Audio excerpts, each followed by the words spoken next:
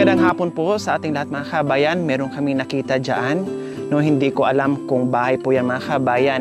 Pero tara, puntahan na lang natin. Dahil nandito pa rin po tayo sa kabundukan at patuloy pa rin po tayo sa paghahagilap. Samahan niyo po kami ulit mga kabayan. So ayan po, ito po yung daanan natin ngayon. Ang sarap dito mga kabayan tumira. Na dito ka magkaroon ng bahay. No, ayan po, meron kasi ako nakita diyan na maliit, no, baka naman ay tirahan ng kambing o bodega lang. So, ayan po mga kabayan, pupuntahan natin. Ayun, may tao nga. Ito po mga kabayan ang nakita namin, no. Nakayero nga siya, pero nakita niyo naman po yung dingding ay puro kumot. At dito naman sa bandang kabilang side po mga kabayan, no, sira-sira na rin din, no, at kumot din. So ayan. Tao po. Tao po. Hi! Wow! Ang sarap naman dito sa inyo. No, hello! Magandang hapon. Pasensya na sa aming disturbo. Mabuti naman po. Mabuti naman. Anong ginagawa natin? Nagkakape po. Nagpapainit po ng tubig. Merienda. Wow! Magkakape at nagpakulo ng tubig. Ayan po, anadat na natin sila mga kabayan. At kayo ay buntis, ano? Opo. Anong pangalan nyo? Bona po. Ha? Bona. Buna. Opo. Ilang taon na kayo, Ate Buna? 25 na po. 25. Opo. Pang ilang anak nyo na yan? Pangatlo na po. Nasaan yung... Yung dalawa po namatay po. Malayo po kasi yung ospital sa amin. Mahirap po kasi yung sinasakyan dito. Pag wala po kang pera, hindi ka po isasakay ng mga may motor. Kaya ganun po yung namatay yung dalawang anak ko po. Ibig yung sabihin, yung pinagbubuntis mo pa lang, namatay na sa tiyan nyo. Opo. Yung panganay naman po, nasariyan po ako sa panganay. Pangalawa naman po, bali, yung dalawang, ano ba yun? Bituka? Hindi po, yung dalawang Paa? po, yung lumabas po. Tapos, Nauna yung ano? Yung dalawang paa po. Suhi. Opo. Yung tinatawag nila po siwi. O tapos, hindi rin nabuhay. Yung pangalawa, hindi rin nabuhay. Opo. Ewan ko po ito yung pangatlo. Ipag-pray mo, Ate Buna. Opo, Bakit kaya- nasabi nyo kanina namatay dahil hindi kayo pinasakay ng tricycle kasi mahirap lang kayo? Bakit? Anong nangyari? Manganganak ka noon, nagli-labor kayo. Opo.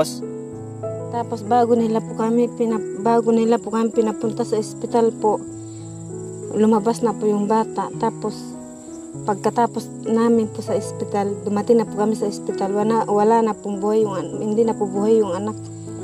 Tapos, pagdating namin po sa ospital, ikukulong pa sana po kami.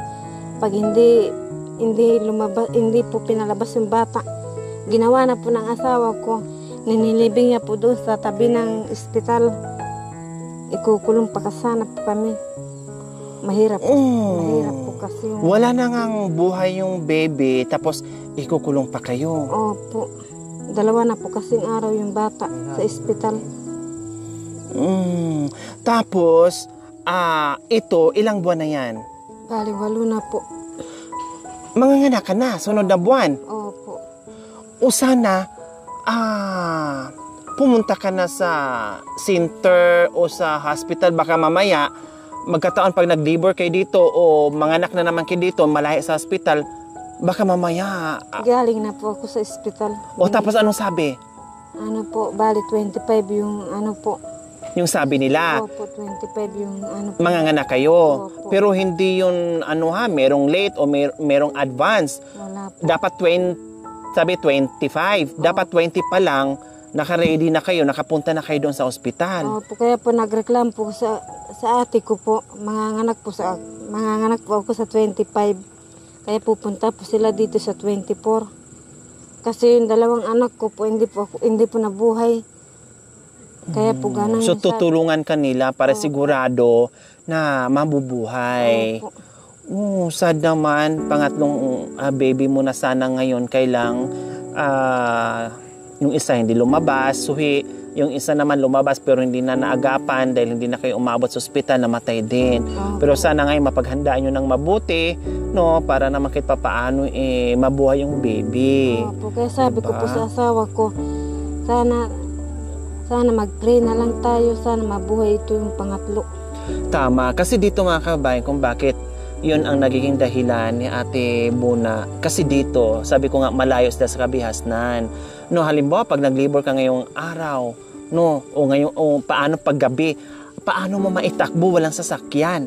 Paano makarating ka agad sa ospital na ang layo-layo nito, no, nasa kabundukan, dadaanan mo kay hirap-hirap, oras na ng manganak ka, paano yung magsaklulo ka na walang ibang tutulong. Kaya napakahirap talaga dito mga kabayan, no, sa mga buntis, delikado dahil nga pahirapan yung pagbaba, pag-akyat at pagpunta ng ospital. Sa mga tulad nila mga kabayan, talagang darating yung hindi inaasahan na pangyayari tulad ng hindi naabot sa ospital, no, ay hindi nakakayanin, din walang magpapasakay dahil mahirap sila, walang pamasay, yung mga ganon, maraming mga... So ito naman yung mister mo. Anong pangalan mo, kuya? Eric.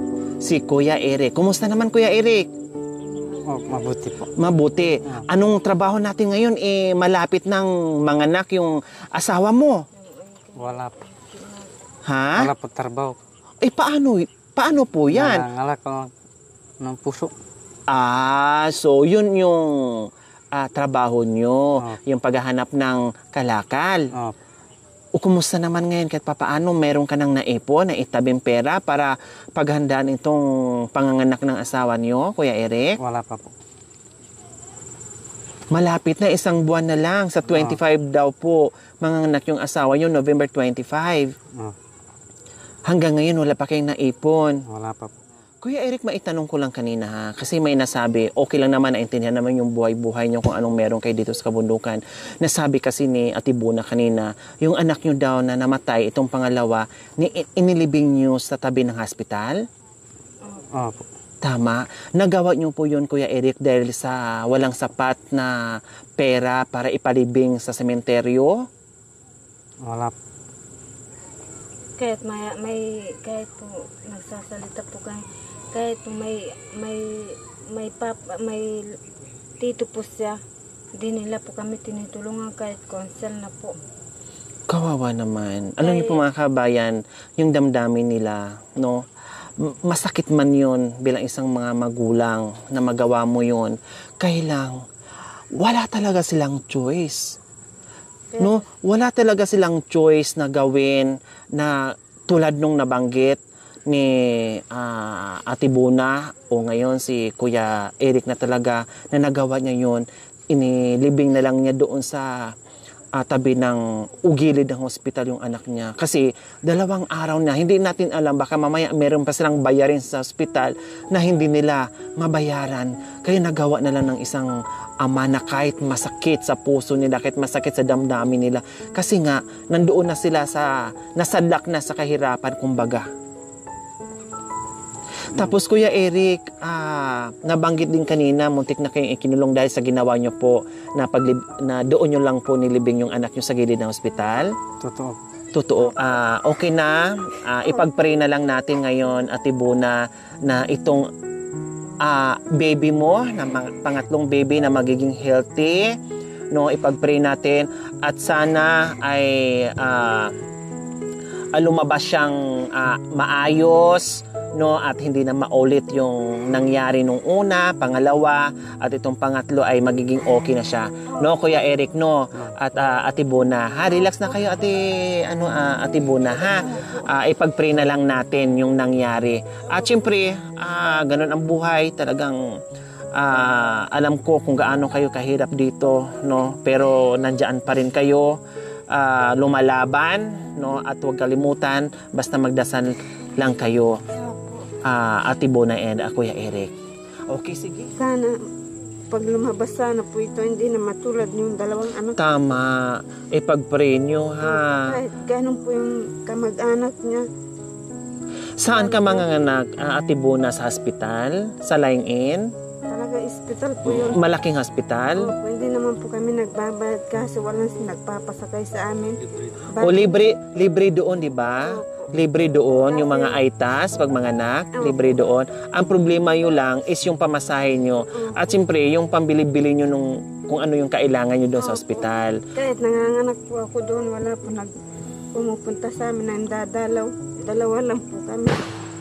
So ayan po mga kabayan, yung ano naman, yung hospital naman, libre sila manganak, no? Kahit malayo sila, ang problema lang nila is yung pamasahe na mula dito hanggang bayan. At syempre, pag nandun sa ospital, hindi naman makauwi ka agad. Magstay ka pa doon. Depende sa kondisyon ng bata at depende sa kondisyon ng ina. Kung healthy lang parehas, hindi sila magtatagal. Pero kung hindi, syempre monitoring pa yan, and then bago sila babalik dito sa kabundukan. Kailangan pa rin nila ng sariling pera. Kaya tinatanong ko kanina, kung kumusta si Kuya Eric, ay kahit papaano ay nakakapagtabi-tabi na ba ng pera, no?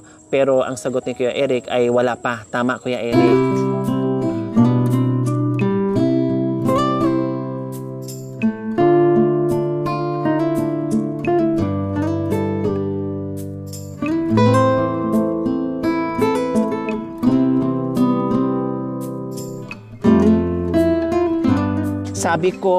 Sabi mo, Ate Bona, sa 25 ka pa manganganak. November 25, tama? Okay, sige, October pa ngayon, no? Sa abot ng aking makakaya, pupunta ako dito ulit, no? Bahala na, kukunin ko yung kung may telephone number kayo. Kung wala, basta babalik ako dito, no? Na kahit papaano ay makapag-abot kami ng pagmamahal para magamit nyo doon sa panganganak. Ha? Okay, sige. So, ayan. Nagpapasalamat po kami sa Panginoon. Kung hindi po guys, wala po kami bigas po. Yung iba po, hindi po nag-aabot po sa amin ng grocery, ganyan po. Kaya nagpapasalamat po kami sa binibigay niyong tulong po. Okay. Sana po. Relax lang, Ate Bon. Okay lang, Ate Bona, ha? Okay, sige, tama na, Ate Bon. Okay na, okay, na ramdaman namin yung pasasalamat nyo sa relax lang kayo, ha? Okay, siyempre, pag buntis, bawal malungkot ka, bawal yung may problema, no? Kasi unang maapektuhan, siyempre, yung baby na nasa pupunan nyo, no? Para maging healthy siya, kailangan masaya lang, positibo lang, no, sa buhay-buhay. Kaya lang, syempre, yung mga nandito minsan, yung sama ng loob sa nangyayari, no, kailangan din minsan mailabas. No, okay? So, okay lang, Ate Bon, ha? Okay lang kayo? Okay. Maraming salamat dito sa binigay niyo. Ayun, mahirap po kami. Walang tumutulong sa amin. Kaya ginagawa ko kahit pakunti-kunti lang palakaw. Nangangalakal po. Maraming salamat po sa walang sawang pagmamahal. Shout out po kay Ma'am Lynn Macmillan from Warner Robins, Georgia, USA. Maraming salamat po sa ginatuang puso. Naway pagpalain po tayo ng Panginoong Diyos araw-araw. Nawa ibigyan po tayo ng kalakasan na katawan sa araw-araw. Nawa ibigyan po tayo ng mahabang buhay. Pag sa ganun, marami po tayong matulungan na gaya nila. So mga kabayan, huwag niyo pong kalimutan, pakishare, subscribe sa aking YouTube channel, Lori Aquino Talita. Maraming salamat po. God bless you all. Bye, Kuya Eric and Ate Bona. Magpahinga ka, ha? Opo. Matulog ng magpakondisyon, magpahinga. Huwag niyo muna isipin yung problema, no? Tapos na yon. Although masakit na mawalan ka ng anak, no? Hindi lang isa, kundi dalawa pa, pero talagang ganyan na ang buhay, no? Hindi na natin may ibabalik yun, no? Kahit anong gagawin natin, move on na lang tayo. Tapos, huwag masyadong mag-isip ng problema para magiging healthy yung baby mo, ha? Okay. Tapos, doble ingat. No, kuya, doble ingat din sa asawa mo ha. Tulungan at gabayan mo din ano. Okay, sige. Bye!